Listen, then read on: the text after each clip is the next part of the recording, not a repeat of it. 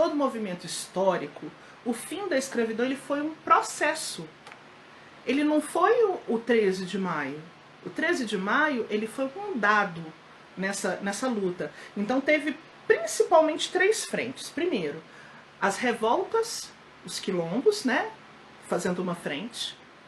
A segunda frente, uma elite humanista, uma elite intelectual que se colocava a favor da liberdade e do fim da escravidão. E aí a gente pode falar do Joaquim Nabuco, que eu acho que é o grande exemplo, um intelectual, diplomata, junto com ele uma elite grande de pessoas, inclusive a própria Princesa Isabel.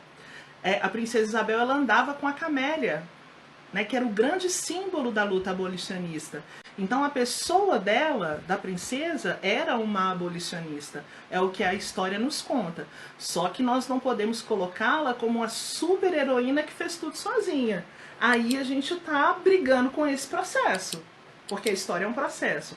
Então as revoltas, essa elite intelectual e uma elite intelectual negra, que também se colocava contra a escravidão e trabalhava contra ela, como por exemplo André Rebouças, Luiz Gama, José do Patrocínio e assim por diante, Cruz e Souza.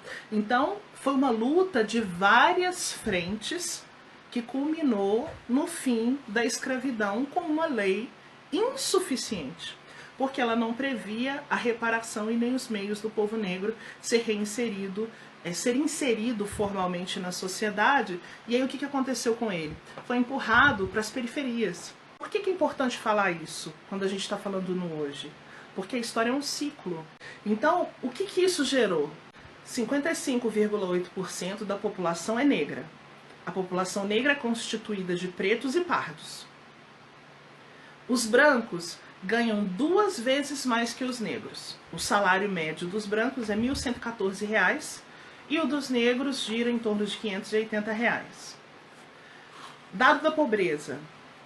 Brancos são 15,4% dos pobres. Negros são 32,9% dos pobres.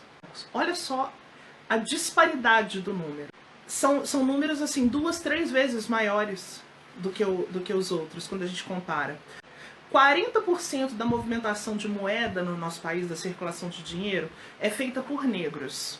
Mas os mesmos não possuem acesso pleno ao mercado, não possuem acesso à empregabilidade de qualidade, porque, em primeiro lugar, não possuem acesso à educação de qualidade. E aí entrou a questão da política das cotas e tal. Os números, eles são chocantes por si só, porque eles mostram o abismo social e econômico que foi gerado, primeiro de tudo, pelo tráfico negreiro. Porque se essas pessoas não tivessem sido retiradas da África como foram, a gente não sabe como seria a África hoje. Porque foi uma fuga de mão de obra e de cérebros. Então, o primeiro erro foi aí. E depois, com o fim da escravidão no Brasil, não houve reparação. Se não houve reparação, 132 anos depois, nós ainda sofremos, enquanto sociedade, as consequências vivas dessa falta de ação política de inserção do negro na sociedade.